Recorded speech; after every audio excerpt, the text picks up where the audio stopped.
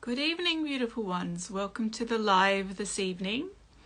It will be a spiritual-based discussion, and I'll be joined by Sandra, who is Recesses for My Soul. I believe she's there somewhere. Hang on one second.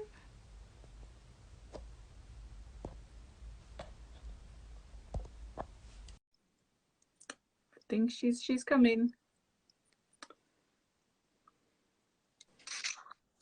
Hey! Oh, there she is. Can you hear me? Yes, I can, very clearly. So how are you? I'm fine, thank you. I'm just like sipping my tea. Just did myself some tea. Oh, tea, okay. Yeah, I've got a little rum and coke. You got definitely the better Yeah, choice. I feel like I needed it tonight. Just thinking I'm a bit bright. Maybe I'll dim a bit. Yeah, maybe that's a bit more. Okay, so we're resuming the red and blue book discussions. That's right, isn't it? Yes. Yes. And the focus is on, as always, twin flames. Continuing with the theme, but we wanted to focus, we're continuing the kind of trauma and the soul theme, but we wanted to focus on narcissists tonight, as you do, because, you know, it's fun. So, yeah, I don't know if anyone started watching, but this will be posted elsewhere as well later. Fingers crossed it records for people who join at any time watching from the beginning. So I'll just say now that this isn't just for twin flames. Anyone that's drawn to this video, you don't have to believe in it.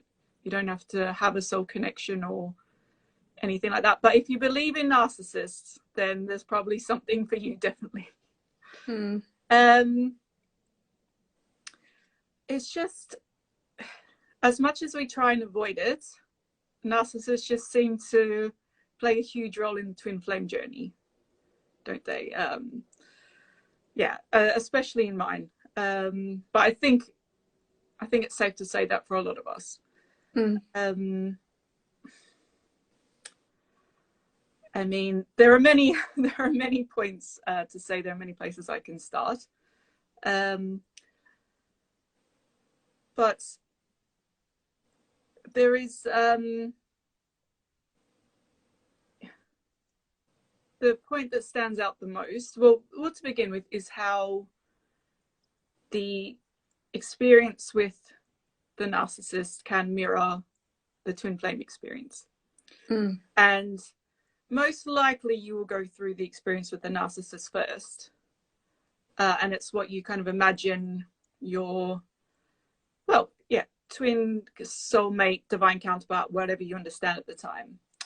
It's kind of what you imagine them to be like. It's what you imagine the encounters to be, how things play out, even though it doesn't quite feel right, but you think, okay, well, maybe this is it. This is the best that's come along so far. But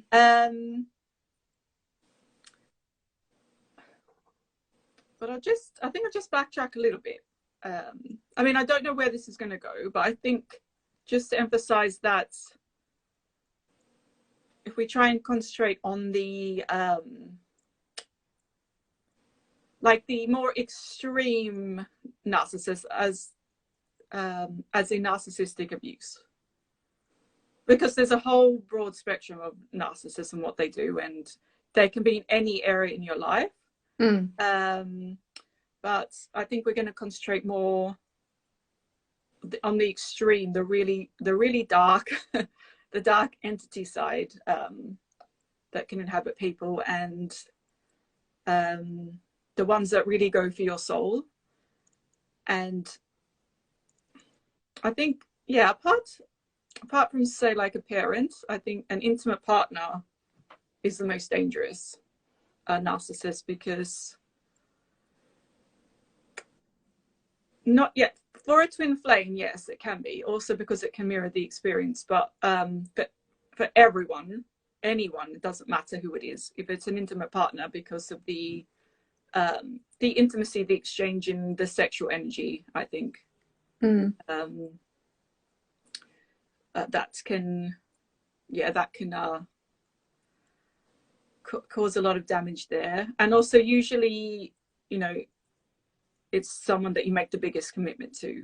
You know, you can make a commitment, and if you get married and you have children and that, it's kind of harder. If it's, I mean, it can still be hard anywhere, but say it's a friend or a boss or something, it can still be extremely difficult and horrendous. But that's a little bit easier to break away from generally. So I think I've explained that. Before we get back to the mirroring, if we want to start there, we don't have to. That's okay. But is there anything else that you want to add at the moment? Yeah, it's from my own experience, it can also be someone, especially in the workplace. But it's not just like the mirroring of the twin flame, but also the karmic contracts. Yeah, I think this is also connected with this, because, for example, I think workplace experience is more like the karmic contracts in those. Yeah, but let's start. Yeah, I also tend to have them in all areas of my life as well. So they are everywhere, literally everywhere. And and I think that's twin flames. Yeah, I think the divine feminine and the divine masculine, but it seems to be much more the intimate partner, or what we call what's also known as the karmic. Seems to be a lot stronger on the divine masculine's path for some reason. But we still can't escape it. We're still, even if we don't have the long-term karmic partner, or we may have, they tend to be everywhere. We're still continually navigating that in all corners of our lives. So even if it's not just someone who's there that we can't escape from.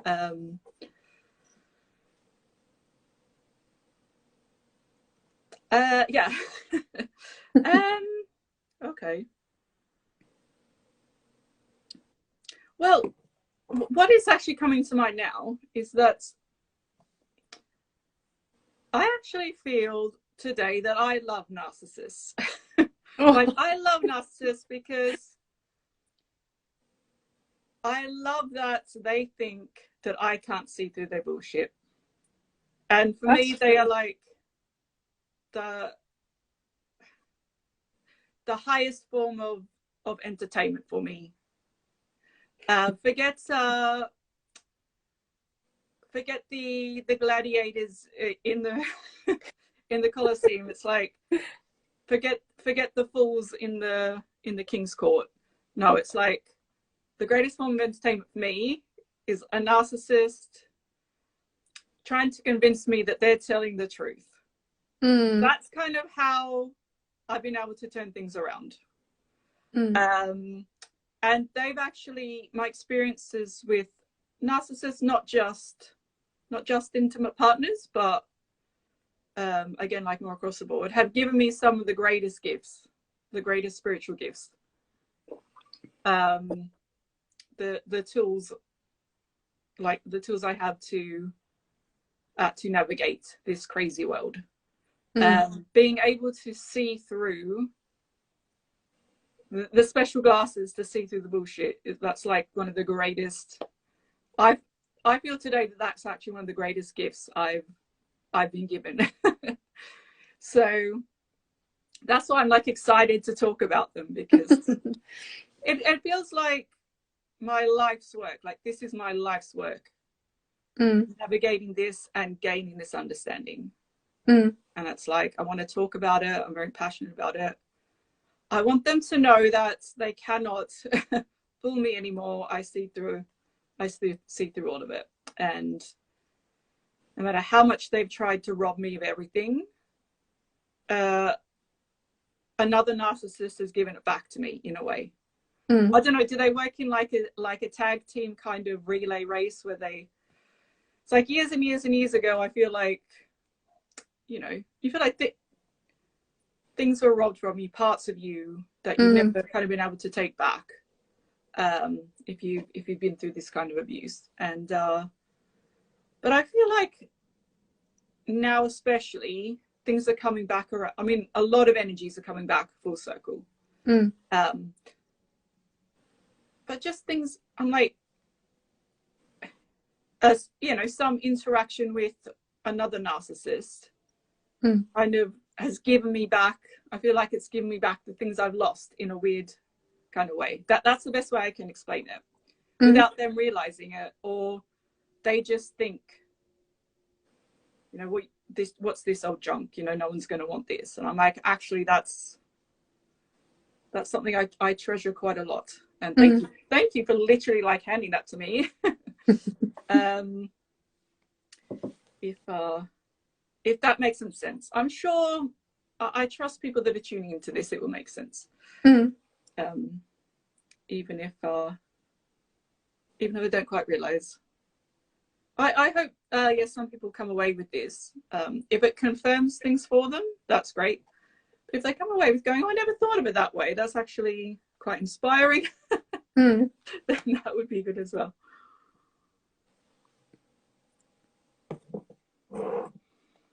Yeah.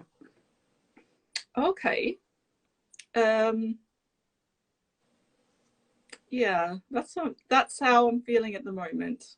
Let's hope there's no weird attacks or anything after this and I change my mind. But I just feel like, what more could they possibly try and do? Because I don't think there's anything left. They can try. They'll continue to try, but I would like to think that nothing's going to get to me anymore, and I can just. I hope. Yeah, you know, Mike. Yeah, when they realize that you can see through it, they continue to try, but it's like they may not even realize you can see through it. You're just not reacting in the way that they're expecting. But it's like they become more clown-like, like going back to the kind of entertainment value. They become more kind of clown-like and kind of distorted. Nothing is ever like grounded in any kind of reality. The more they try and emphasize, the more they make bigger fools of themselves. So it's like, yes, I quite enjoy that. It's my entertainment, and it's like good, and it's actually like, let them speak. I love it when they speak, because they'll get caught out eventually. They either, I think part of them wants to be caught, or part of them just thinks everyone is so dumb and they're just not cottoning on. But it's like more and more people are cottoning on, so their time is up. Yeah, hopefully, because a lot of people are going through this, especially twin flames, having that experience. And it's out of my own perspective, I know how difficult it is, and also how to like set the boundaries and everything, and how to keep the boundaries up. Yes, this is one of the most difficult things, and I'm still working on this. It's very difficult. Yeah, it is, but that is we can only do our best. We learn all the time.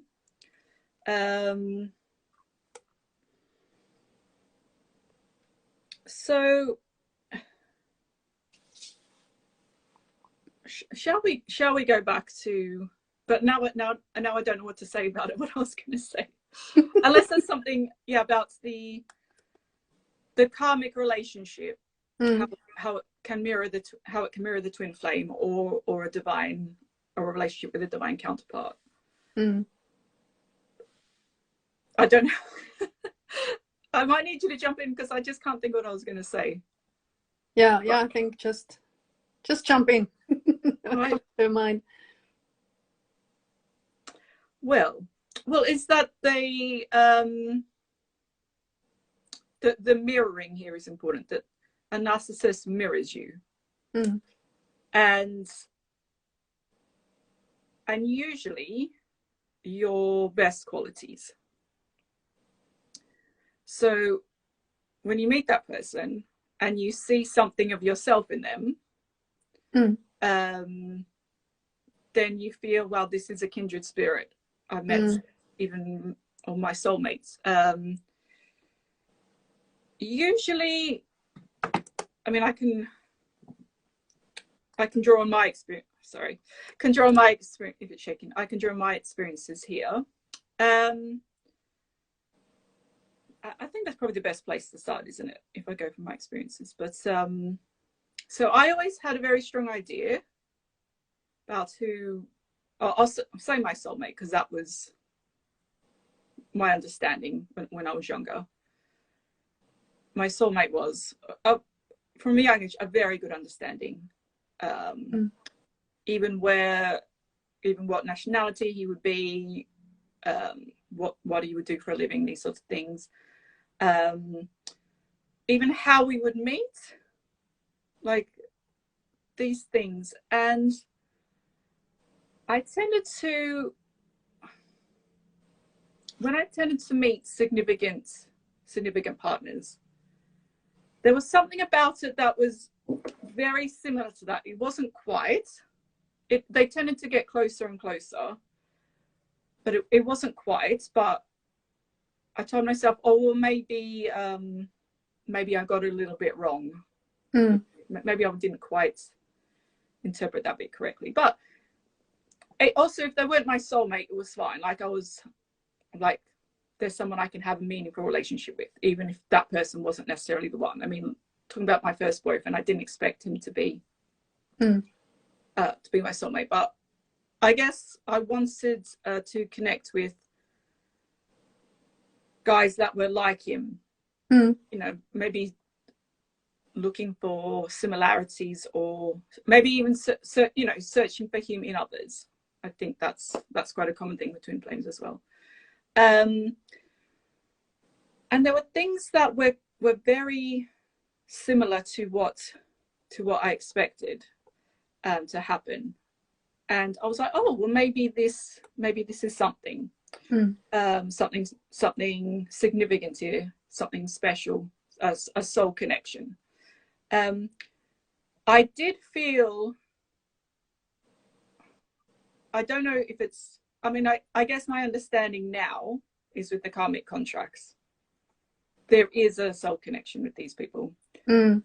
Doesn't mean anyone deserves any abuse or the way they were treated, or you did something bad in the past life. That's not, I can't entirely explain the soul contract or the karmic contract, but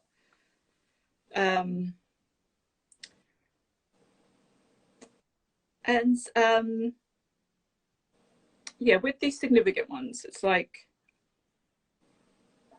maybe not as soon as I met them, but close to it, or maybe the second time, I knew that we were going to be together, even though it didn't make a lot of sense.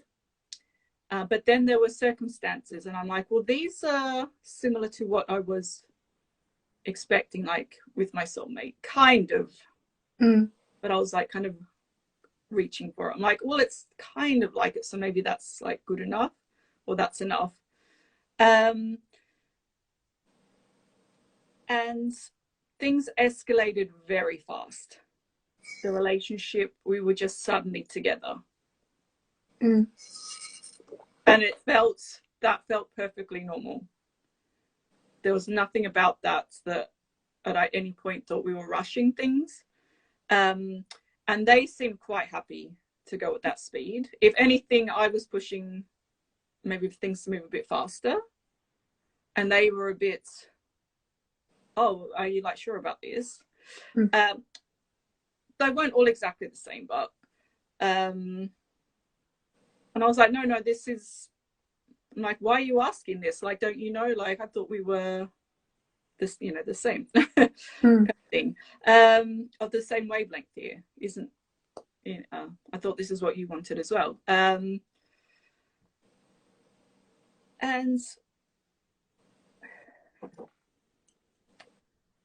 they just seemed to, yeah, they just knew what to say. Looking back on it now, it wasn't love bombing. It was still breadcrumbs, but I thought that was enough. And of course, at first, you know, things go quite well. Again, it wasn't a mad, passionate romance, but it just felt familiar. It felt so familiar, and part of it, something about it felt like home. Like this is right.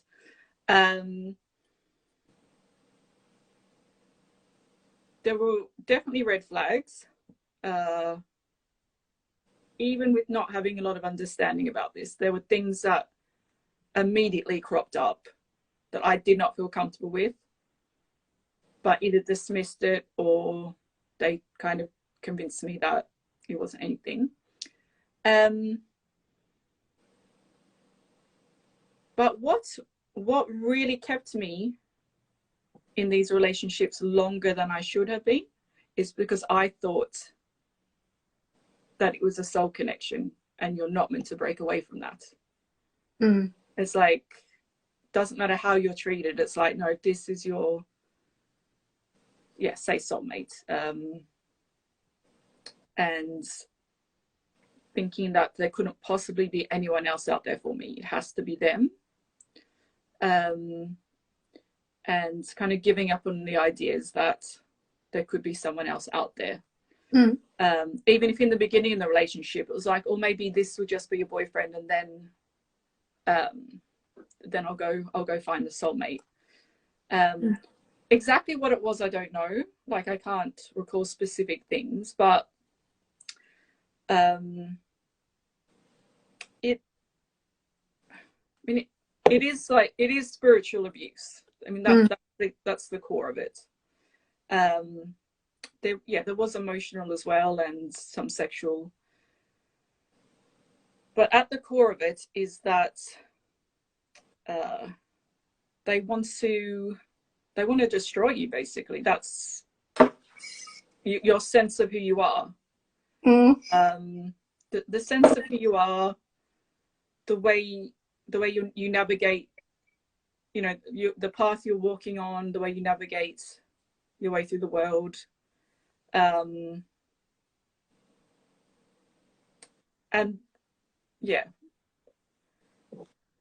whatever their motivations is, I don't even really know, but again, they my partners were similar. They weren't all exactly the same, but there was something very, very similar about the way they operated. And I just didn't meet anyone else who wasn't a narcissist. And because even though I felt, well, that last guy was wrong, when I met the next one, it's different. But then there were things that were, again, familiar, and I mistook that as, again, being like a soulmate connection, not really registering that. No, it's because it's similar to the previous abusive relationship. If this makes sense, it's not easy to explain. And then when you just don't know any different, you do begin to think that maybe this is how relationships are. That's what I thought. Maybe this is just how it is for everyone.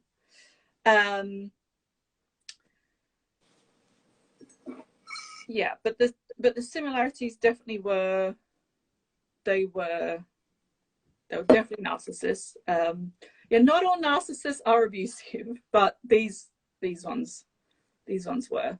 And it was just wanting to crush my spirit, just wanting to, yeah, just one. I felt like I was lucky that I got out of there. That one of the worst ones. I just felt like he just wanted to completely erase me, so I don't even exist. Like just constantly, just everything that he did. And that was my understanding. I'm like, he's trying to erase me from existence. And I felt that if I stayed there, I was going to die. And I don't know whether that actually, or he just wanted to turn me into some kind of zombie. But I got out of that one, thankfully. But then I went straight to another narcissist because I was I was all over the place. I was in an extremely vulnerable state. But that one I got out of quicker. So I didn't hang around, but it was still difficult. I still felt, don't know whether it's trauma bonded or it's probably a combination of lots of things. Or again, because I was desperate for something that felt familiar, and that is all I'd known as being familiar, as being comfort. And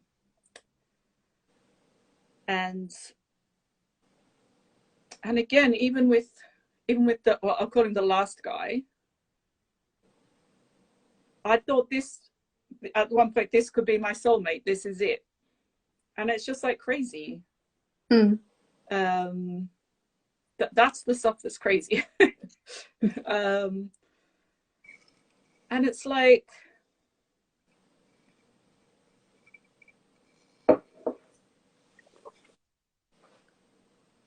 so how does that transfer? So it's, I mean, I think there is something in that it can cause people to stay trapped in relationships if they feel that, yeah, this is their soulmate or twin flame, when they're not, because twin flames do not treat you like that. And even if they did just say, you always have a choice to walk away, doesn't matter what the connection is. You do not have to put up with anything.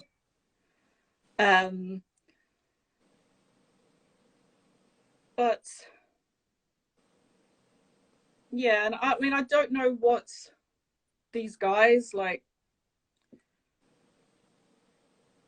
mean, one was quite psychic as well, or appeared to be quite psychic, and I just don't know what he may have known. Like, could he have gone so far as to even known that I do have, I mean, of course they know that there's someone better out there for me, you know, they know that. But is it even something deliberate to tune into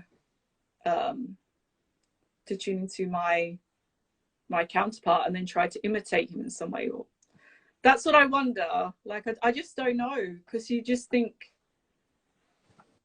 how do they, is it just literally mirroring you, which is quite an advanced skill. Like, I'm actually a little bit impressed by that. I'm like, how do you do that, and how do you keep that up, like 24/7? How can you read someone so well to do that? Or is there deeper spiritual and psychic levels to this? Are they capable of tapping into that? Is it something more dark? I try not to spend too much time thinking about it, but it does open up questions. It's like, what exactly is this? Well, I call it an entity, narcissism. It's like, and is it a person, or is it something taken over as well? Because that's what it feels like. It's like, it is like you're in a horror movie. And some of the stuff that I've seen, and being a part of Unwitnessed is literally like scenes from horror movies, and sometimes I'm like, what the hell is this? And it's like, what exactly is going on here? Is it more supernatural than it appears, or is it exactly as it appears? Is it supernatural? Because that's what it feels like. So all just coming from someone's ability to manipulate, or a combination. I do think, in my case, I do think that this is the manipulation mainly. Mm-hmm. And it is the mirroring, but not the mirroring of myself, but from the counterpart. It was mirroring the counterpart. Okay. So it's like a karmic situation that turned into that thing. Mm-hmm. And I do think that a lot of karmic lessons come out of this. In my case, it was coming out of all the situation alive, and this is, I think, this has helped me a lot. For example, to deal with those kind of situations. For example, I've learned how to set boundaries, mm-hmm. very strict boundaries and such. Yeah. So I also, when I notice that something like this happens, I have learned how to respond and not react, because they feed from the emotions. They feed from your energy. It's basically, I think, they're like an entity. Yeah. Exactly. Yeah. And I've learned a lot through this, in all regards. Also, when in other areas of life, when you meet a person like this, when to set boundaries and when to be really, really strict. Mm-hmm. So this was in my case that the karmic and the narcissism is like connected. Okay. Yeah, that makes sense. It's interesting with the boundaries. Have you seen the movie? This came to my attention the other day, and I'm like, this is a perfect analogy. Have you seen the movie So I Married an Axe Murderer? No. Oh, it's I think you'd like it. Yeah, it's a comedy. Mike Myers from the 90s. Some of the audience may have seen, but it's basically it's a couple that meet, and they've met their perfect person, but they have these deep fears and insecurities, and they both start to act really weird around each other, because they've been hurt in the past. Well, the female character Harriet, she's been badly hurt in the past, and then the guy has a fear of commitment. So she's kind of really suspicious of him in a way, and then she starts acting a bit weird. So he starts being suspicious of her, then starts acting really weird, and it kind of, they feed like on each other's fears, even though they know that they met their perfect person. There is a third-party psychopath in it as well, who almost ruins it for them. And it is something that, if they both just sat down, had an honest discussion, could have been avoided, but then you wouldn't have the movie. But watching it, I really related to the female character Harriet, and how she was behaving, because she thought these she would get married, and then she thought the husbands would leave her on the honeymoon, but it turns out they were actually murdered by her sister anyway. But she didn't know that. Like, it's a dark comedy. It's a dark comedy, but she thought they left her, that she was, and then and then she finally meets her soulmate, and she's like really like suspicious of him that he's going to do the same thing, and just her behavior because of her fears towards I'm like, I can actually relate to that, because I feel that my boundaries you know, with each new person, not just a masculine, but I'd like to think it's in other areas, but especially focus on the masculines, you know, get stronger and stronger. And then I just feel like, kind of finally meeting my divine masculine, I was more suspicious of him than I've ever been of anyone. And almost to a comical level. And there was part of me that was like, did I go a bit too far with that? Like, is it normal to like be that suspicious? But like, is that a good or bad thing? But it is because of experiences in the past. Like I would, if I'd had met him any time in the past, I probably wouldn't have been like that. And then I think, well, is it because is it a bad thing, you know, that I behave like that? But I'm like, well, actually, no, I don't think so. I think you should, because I can kind of laugh about it. So, and it hasn't, you know, well, I don't think it's put him off. But it's kind of like, well, you should be able to question. If you cannot question something, if discussion is not allowed, then it's a red flag. And it's just very interesting, because that is not like me normally. And it's like, if only I had been like that in the past, maybe. But because I always imagined meeting him, knowing straight away, and the relationship just happening like that. And like, you know the story of my granddad. Told you he proposed to my grandma 24 hours after they met. And I was always like, that to me, that is the ultimate. Like, that is exactly what I want. Maybe not exactly, but because it's not going to play out exactly like that, but something close enough. But I'm like, well, no, we can have our own story. We don't need to replicate exactly that. But that sort of thing. And they were, and that they were happily married, you know, happily, you know, there was a very healthy, happy relationship with my grandparents. So I'm like, it can happen. It can happen like that. But that's so it's just, so I'm suspicious of everyone. So watch out.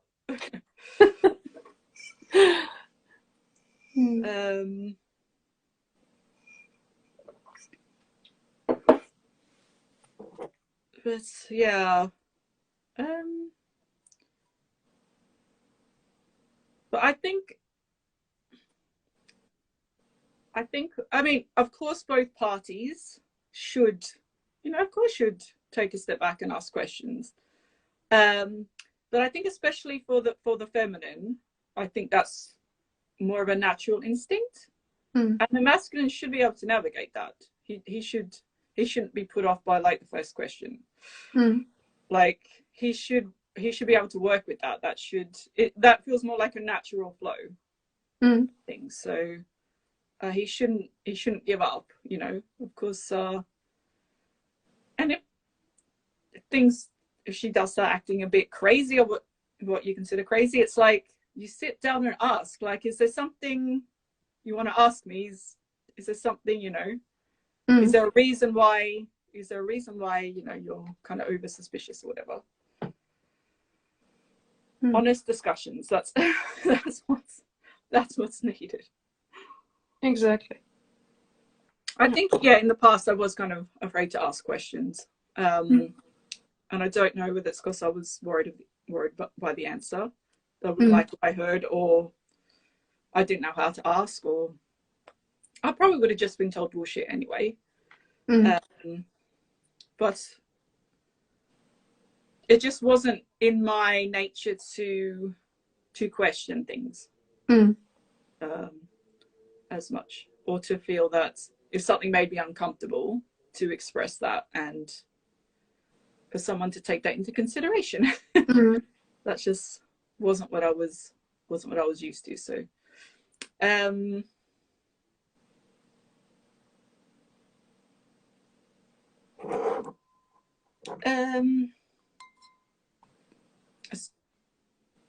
so is there anything about your, if you feel comfortable sharing, your karmic relationships that you feel replicated your twin flame journey in some way?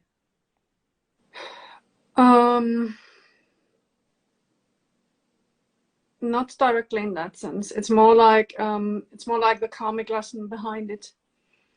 And I do think that there are some kind of past life references that come from this, and I do think that this is some kind of a soul contract, like a past life soul contract that was fulfilled also. I think it's some kind of a investment. It's all tangled, all a tangled web. Yeah, exactly. This was how it felt, because now since I have like boundaries in place, and since I'm like very strict and everything, things are running pretty smoothly from time to time. There are some hiccups. This is, for example, why it's important to have everything like in written form and not just like verbally and such, because it's important to have like evidence and things like this. Yeah. That's a topic. Is that with things like, sorry, is that with things like contracts, like if you get a house together or bank account, things like that? Do you mean like written down, like no, or just writing down their behavior? Yeah, no, it's for example the text messages. I mainly communicate through text messages, not like verbally. With the karmic. Yeah, because it's you have evidence, because one of the things that narcissists love to tell is, I never said this, you're crazy. Oh yeah, never said this. Yeah, never said this. So and then I used to do, for example, screenshots, and then I said, you just said it like 5 minutes ago, may I remind you of this? This is why text messages are important. Oh my god. Yep, they're trying, even though, you know, it's obvious, but they're trying. That's what they do. Yeah, so this is kind of more like a lesson, I think. Because I'm like a person who is I would nearly say like too empathic and too kind, without any kind of boundaries, like being run over by everyone. This is also like a thing in the workplace, for example, where this is like a magnet for those who have those traits, those narcissistic traits. And this is what makes us, people like us, like a real easy target. And I do think that a lot of twin flames are like this. Because they're attracted to the light. I mean, they don't want you. Yeah, exactly. You know, they don't want anyone who isn't a bright light, who they can't tear down. Otherwise, they're not interested. Yeah, that's the thing. So, and I think they do, even if they don't directly realize it, but they're doing everything to keep twin flames apart. They do not want them to come together. You know, because what that will bring, the magnitude of of healing and truth that brings, shining the light on all of them. Do not want people to be healed. They do not want people to stand in their power in any way, to live authentic lives, to live happiness, heart-led lives. Exactly. I don't want anyone, if they see anyone like that, you know, they want to bring them down. But yeah, I mean, twin flames individually, when they're on their own, are quite powerful. But then, when they get together, and that's why it feels like there's just so many forces trying to keep us apart, and you're just like, why? Like, but some kind of threat to everything the narcissist believes in. Well, if they even have beliefs, I don't even know what they have. I don't even know what they have. They That's a good just question. the way they navigate the world is completely different. Yeah. They seem to have beliefs, because that is one thing about them that is initially quite attractive. They seem very confident in who they are. They have very strong beliefs. They're either they're quite spiritual or religious or into like social justice, you know, have really like, I really believe in fighting this cause and things like that. And you're like, wow, like this is someone who really is really passionate, you know, about these things. And that's very appealing. And yeah, they're very, very kind of more, they seem very like moral and and all this stuff as well. But I think the confidence in who they are and their beliefs is a huge appeal. And yeah, and they try to, and they like try to convince you that, yeah, this is what I believe, this is what I follow, I'm fighting for. And they try to recruit you into I mean, maybe they do actually believe in that, you know. It's not to say that they don't, but a lot of it is for show. It is, you know, especially a lot of social justice stuff. But they may truly believe in it for whatever reason. It may not even be, it may not necessarily be a good reason, you know. But even if it is, but how they, I mean, this can be for an intimate partner, but it can be for anyone. They try and recruit you a little bit like a cult. I think cults can be another video for another time, because that's another something I'm very passionate about. But it's a similar thing. It's like they want their recruits, so because they need their flying monkeys. Yeah, recruit people for all sorts of things, not just this cause that they want to fight, but whatever it is. Recruit you on side for whatever they need you for. And then you find that you start kind of believing that. You kind of believing what they believe, because you're kind of easy. You're like, we're very open-minded. You know, we're very drawn to different things, and soon you find you can start believing what they believe, and you're completely convinced it's the right thing for you, even though kind of like, I'm not sure. But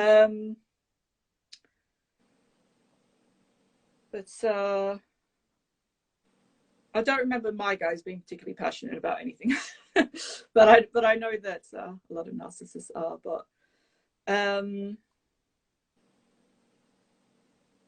But I remember what's coming to mind now is some things that were like, I would say, against my initial moral code. And they kind of convinced me, you know, this is the right thing to do, or go along with it. And I kind of went against, well, I won't go into doing detail, but went against my nature with a few things. And I don't know. I mean, I don't know if I regret it now, but I was like, wow, how did someone manage to, how did I stray so far off that path? How did they manage to get me to do that? But yeah, that's what they like to do. Yeah, just completely destroy your compass, your moral compass, your your beliefs. Yeah, basically how you navigate yourself in the world. It's like when you come out of the relationship or the dynamic, it's like you have no idea who you are, where you're going. It's like you've been dropped on like a desert island. Yeah. With no compass, no boat, nothing. And then you have to kind of find your way back to your path again. And it's just kind of keeps, yeah, it's annoying when it's like the same thing kind of over and over, but we keep finding way back. And what's frustrating, that's like, well, this has taken 10 times as long. If I only had not strayed on the path, if that big bad wolf hadn't come out, I would have made it, made it to grandma's now. But we always find our way back, especially to our twin. You will always find your way to them, no matter how many obstacles come in the way. So just have to trust that. Yeah. And what I want to say is that in case anyone is listening to this or watching, there's always someone you can talk to if you go through this. You do not need to stay in a relationship that is like this, because this is not a relationship. This is abuse. There are local places where you can go to and seek help. Go and seek help, because you will need therapy after this. They do damage. You will see what kind of damage they do once you leave the relationship. When you're out of it, you will see how everything like crumbles. So don't stay. If you have children, don't stay for the children. Don't stay. Children need to grow up in a safe environment, and abuse is not a safe environment. So don't stay for the children. Go, leave. This was what I wanted to say. If I can do it, you can do it too. And and you are going to have people behind you. You're not going to be alone with this if you go and seek help. This is very important, I think. Yeah. That needed to come out. Yeah, it is very important. Yeah. And just to reiterate, it doesn't matter what, even if you believe it is a soul connection, it's like, it probably isn't if you're receiving that kind of abuse, but it doesn't matter even if it is, like, you do not have to put up with anything. Yeah. But that's where I got disoriented and confused, and that's why I didn't feel I should leave. And so and when you come out, often when you come out, you well, even during the relationship, you feel like you are completely insane. You can even act crazy. You can do, I did some crazy things that were just not me. You can do things completely out of character, and that's, you can find a way back to self. It is possible. But it's interesting how I find that often the victims of the narcissistic abuse are the ones who are the focus on people saying, oh, they're crazy. Why they're acting crazy like that? And the focus is on them and the way and their behavior. Yet the narcissist is somehow protected, and people find excuses for why. But it's like, no, that even if they kind of know, it's not always easy from people who look on the outside. But a lot of the time I do think people know, but for whatever reason they deny it or whatever, I don't know. There's lots of reasons, but I just find that, especially when usually the victim is acting out of character, like for some reason they kind of cop all the crap for behaving weird or whatever, or and it's not just that, but it's I was always labeled the abuser in the relationship as well. Not just that, the narcissist likes to label you as the abuser, and basically accuse you of everything they've done, even making up some fantastical things that they didn't even do. They probably wish they thought of it. And it's so interesting also how often that can be so easily believed. again, when it's something completely out of character. And I find that really fascinating how that happens. And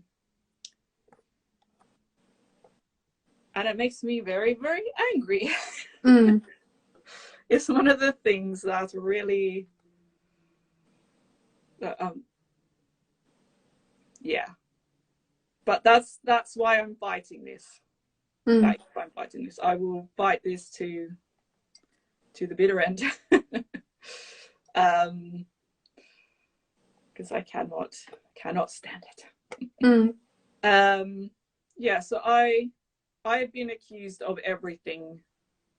You name it, I've been accused of it. I've been called it.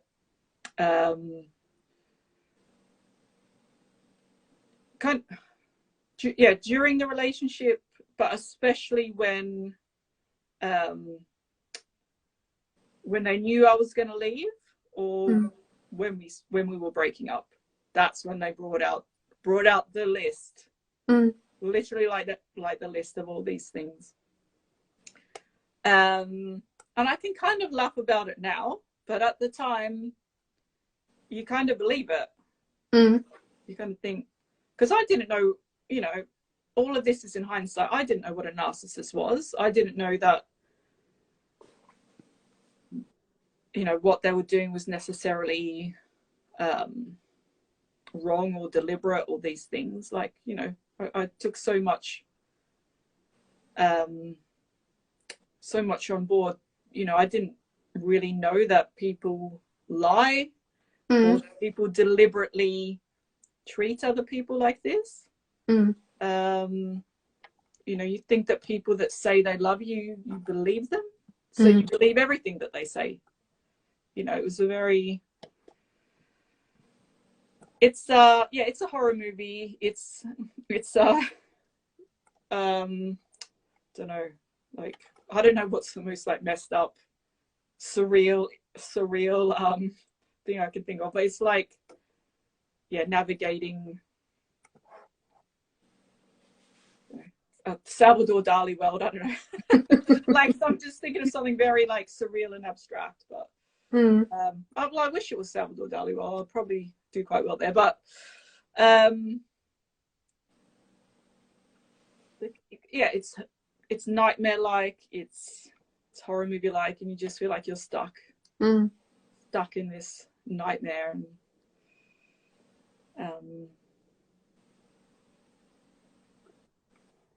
And yeah, and then you kind of not necessarily believed everything they said, but I did take some of it on board and think, well, okay, well, maybe in that situation I did behave like that. Or maybe I did really, really hurt them as bad as they say. Maybe I am a horrible person. And yeah, maybe I don't deserve love or all these sorts of things. Maybe no one else is ever going to love me, because they pulled that line as well. No one else is ever going to want you. Like, they tolerated me, but no one else will ever do that, let alone love me. So yeah, it's just so unbelievably insidious. Like, it is horrific.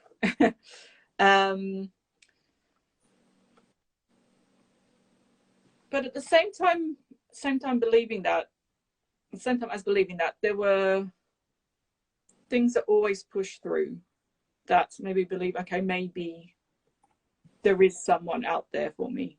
And there were little things that came through, however they did. A lot of it through music, and even connecting with other masculines has actually played a huge part in this, helping me move forward. So kind of clinging onto them, even like, could say like an obsessive way. But it did save me, actually. It's like I'm clinging onto they were like the, I don't know, like the rescue helicopter. I'm like, I'm clinging on to this. And I'm like, I don't care how obsessive this may seem or whatever. But that kind of became my focus and gave me a hint of hope. And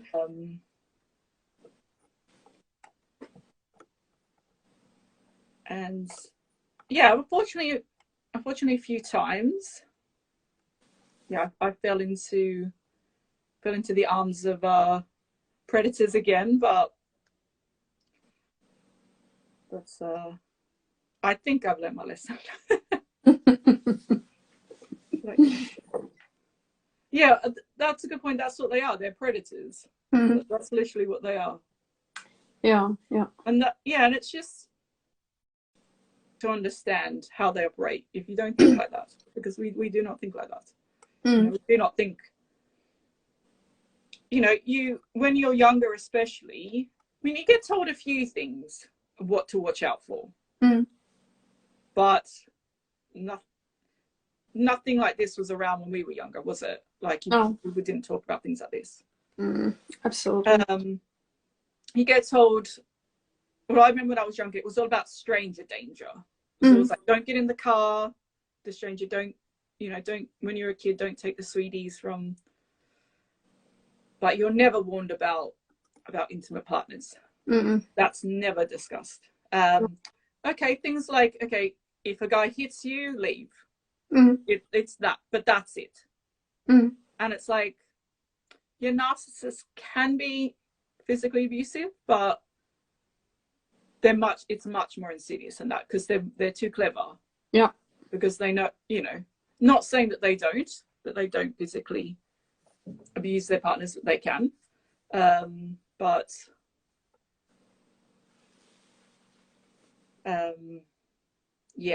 abuse goes much, much deeper. So the guys, there was never any physical abuse, and I think if there was, I would have known that's you go, and probably would have been able to talk about it, and maybe supported more by family and friends. Not that I want to I kind of blame anyone, but or say people didn't support me enough. But I also didn't discuss anything with people. I just kind of left, and they're like, why are you breaking up with them? Didn't really have a good reason. They seemed kind of annoyed with me. Like, why would you let that person go? Like, what's wrong with you? But I also didn't have the words to explain. Most of it you cannot explain. You cannot go, okay, this is what they did. Like, most of it's like, you can't even put it into words, that the behavior. It's like the kind of ranting and the meltdowns and just the bizarre stuff. And most people probably wouldn't, if they have not seen it, they would not believe it. I don't know if I would believe it if I hadn't seen it. Yeah. And also, often the narcissist is different to different people. It's very rare that they will be exactly the same to different people. Like, they of course there's people that they can be perfectly normal with, but even I think with other partners, I think they can be different, even if they may not be abusive to all of them, but still, I think a relationship with a narcissist, you're not really going to have a healthy relationship. No, because they just don't have the depths to go to. But it's like, they might, I don't know, be exactly the same, but I think it's just what they feel that they need to do to get to you. Another thing is they like to, well, they know how to push your buttons. They love doing that. So you react, and then you're the crazy one, you're the horrible one. But yeah, to do that, and they love having fights, so they try and start a fight with you. They just love having that. That's their release. That's what they understand a relationship to be. We don't have deep, honest, meaningful discussions. We just row. We have a row to express our feelings. Often it like turns them on as well. That conflict. That's what I found. It's like, really, that's how you get off. Yeah, that's not healthy. Not that you are allowed to have an argument with your partner. That is allowed. You can get on each other's nerves, and you can, of course, sometimes you push each other's buttons, but yeah, it's not, you don't aim for that. You don't aim to do that. You don't aim to call the other person names and try and tear them apart. To feel some superiority over them.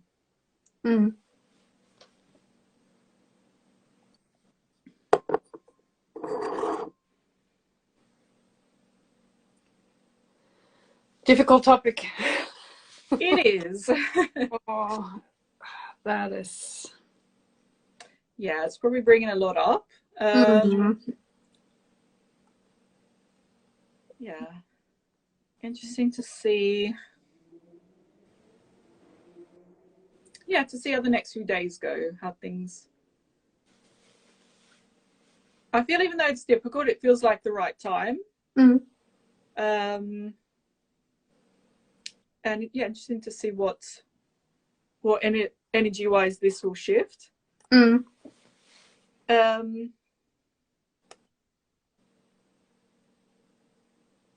know if anyone's watching, but feel free to ask any questions. This is the time to ask those who made that unfortunate experience to go through this.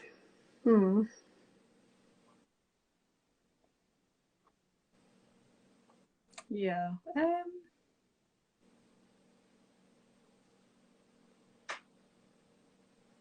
Tumbleweed.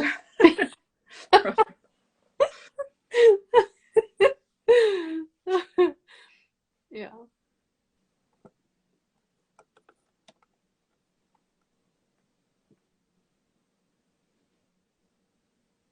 Silence. Don't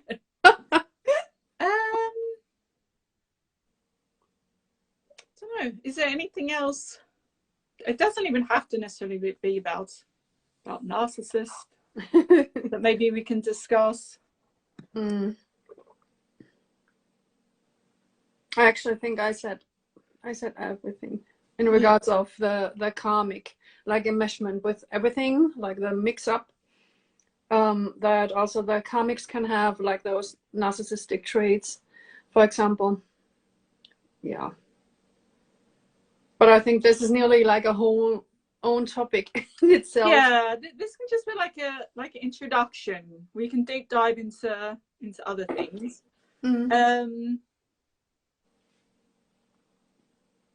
I just feel, just for Twin Flames at the moment, this is a very interesting time.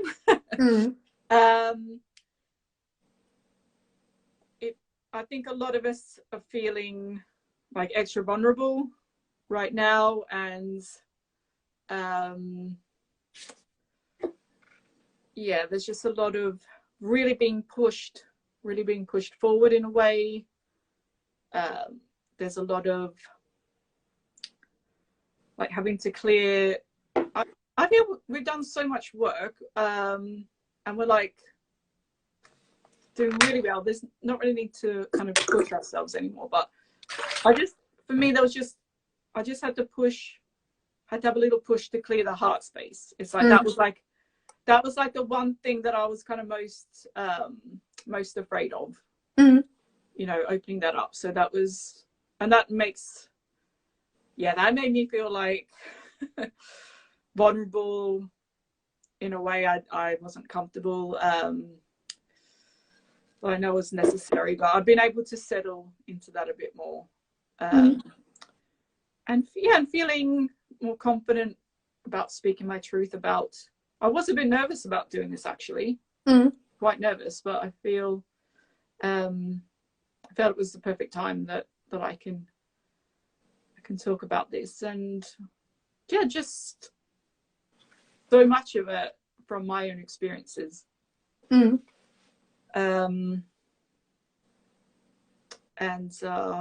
yeah, as much as I kind of wish it wasn't, but yeah, it's just the way it was. And it's just the way the world is. That's the thing. And maybe without those experiences, I would just feel, I mean, I've always felt like out of place, but I don't know, just not like be able to be fully present, and maybe just kind of like, what is this big scary place with all these all these clowns and shadows and hiding away like in the corner, not being able to fully embrace everything and get out there. And it's like, right, I have these tools now to navigate and to feel protected enough to to walk the streets. Like, wow, I didn't, because you just don't realize the world is like that. I mean, in a lot of ways, things are escalating. Like these I just have to hold this stupid light, otherwise it falls over. In a lot of ways, you know, the world can appear to be a scarier place, you know, with a lot more these shadow people. I love that term. These characters just seem to be multiplying like rabbits. But at the same time, it is balancing out, because more people are becoming aware. So it is balancing out. So people, don't be afraid. Like, we're doing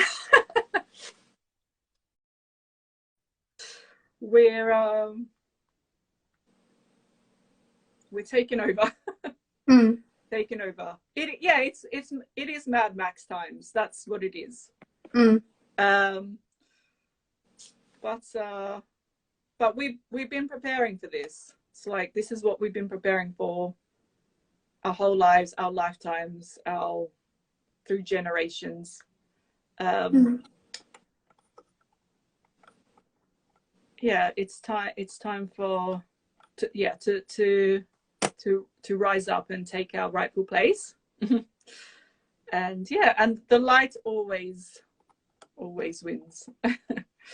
I refuse to believe otherwise. In every story that's been written since the dawn of time, just we will rise up. And I'm going to and we'll do it in our authentic way. We do not need to fight fire with fire. We will do it in our own way, and the way that they will not see coming, because they do not have the understanding. They will expect to be met head on in ways that they would, in the ways that they that they attack. But that's not how we work. So they won't see us coming. Yeah, that's what I have to believe. Otherwise I can't get up every morning. yeah I don't know. I opted out of the whole thing, so I can't give any further advice. Although you're doing everything your way, and that's exactly, no one has to actively be doing anything. Just standing in your truth and in your power. That Yep. that is all you need to do, actually. Mm. If there's anything else, that's great, but I'll just continue to laugh at them for entertainment value. Yes. Just imagine me on my throne in court. And you know how it's like, bring out the court jester. I'm like the cheerleader in the background. But it'll be like, bring out the narcissist, and they'll have to like, they have like 5 minutes to convince me they're not lying. Yes. Otherwise they get thrown to the lions. Mm. That's and yeah, that may sound harsh and horrible, but it's like they've had, oh yeah, this is something we're going to talk about, actually. I remember now, about being compassionate to narcissists. Mm. Well, I mean, laughter and mockery is actually high humor, and it is actually how you defeat the darkness, by laughing at it. That is something.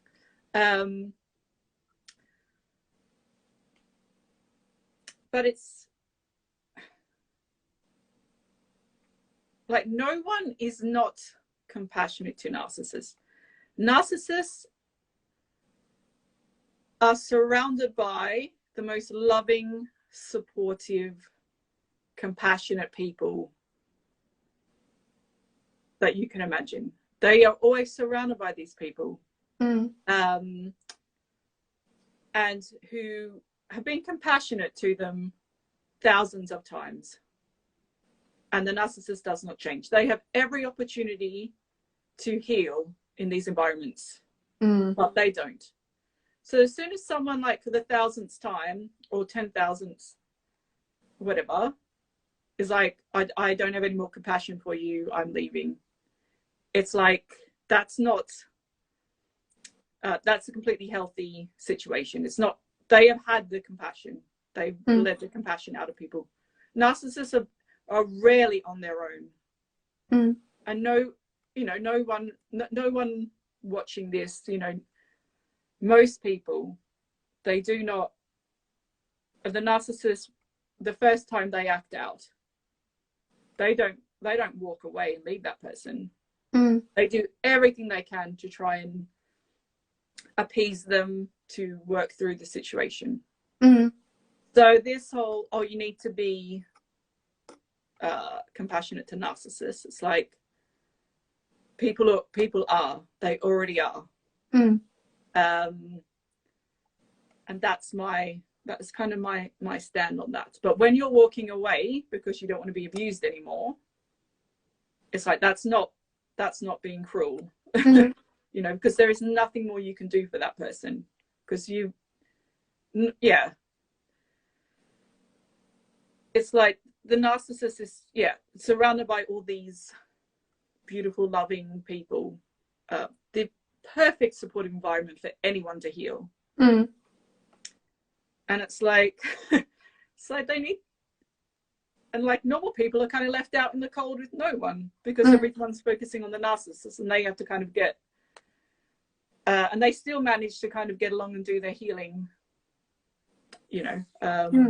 may take a bit longer, but it's like, no, it's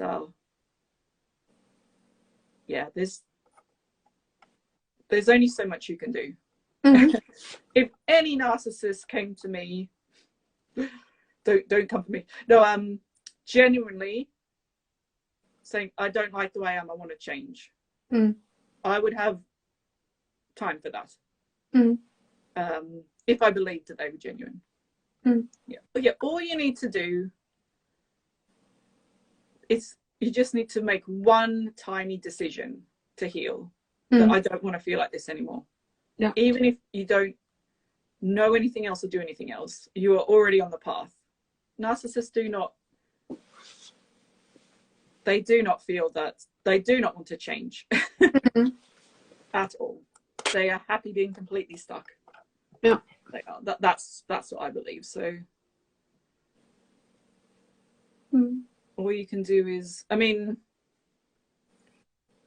the only thing I can think of that may help them is if all the attention is taken away from them, and they realize that they cannot gain attention by behaving that way. So they think, oh, maybe if I start acting like a normal person, I can bring people into my life. But they don't. Maybe some do, but the extreme ones, because we're focusing on the extreme. And people can be narcissistic, can take on narcissism, be narcissistic for a little while and change. Like everyone at some point, I think, is a bit narcissistic. We all have it in us, you know, especially with people when you're about 20 years old. I think every 20-year-old is like a huge narcissist, but you evolve and move on from that. It's like we all have it there, and we can even even suffering from narcissistic abuse, when you come out of that, you can even take on the personality of the narcissist. But it's not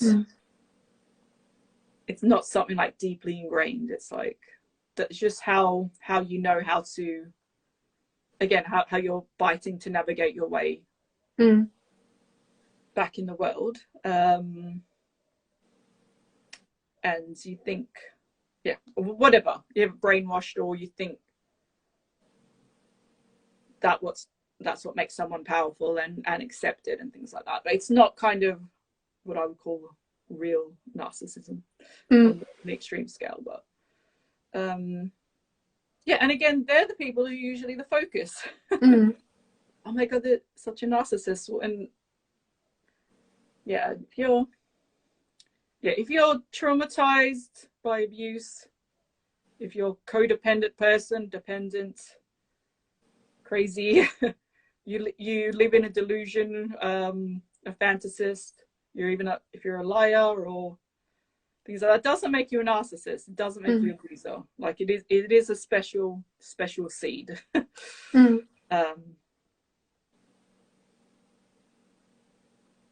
And yeah.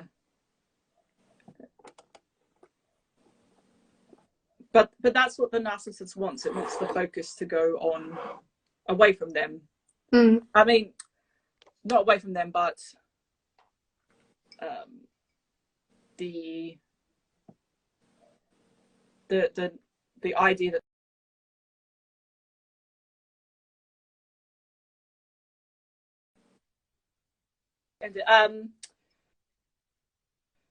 I think I'm stuck. Well, they definitely don't want anyone to.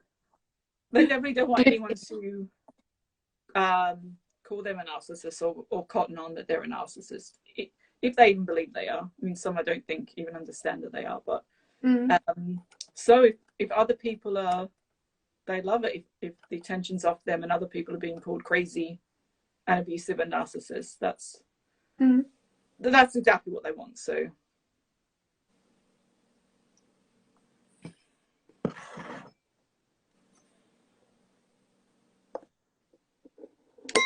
Okay. It's probably a good point to end it there. Yeah, especially with the phone going. Okay, so I'm glad we got to do this. It's been a while. What is it called? The red and blue book discussions. This is I've taken a break from the videos and kind of the spiritual stuff, but this is what I enjoy doing the most. So I'd like to put more time and energy into this. So for anyone who will watch this, fingers crossed, I'll be able to post it. It'll be available on the Instagram and then on Facebook, YouTube. If you watch it at any point, any feedback would be great.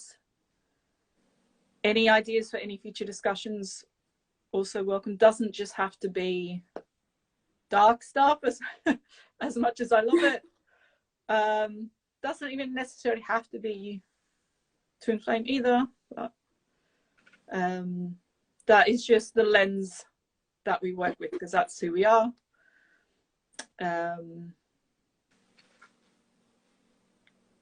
Yeah, so I'll say good evening and take care, everyone. Take care, Sandra.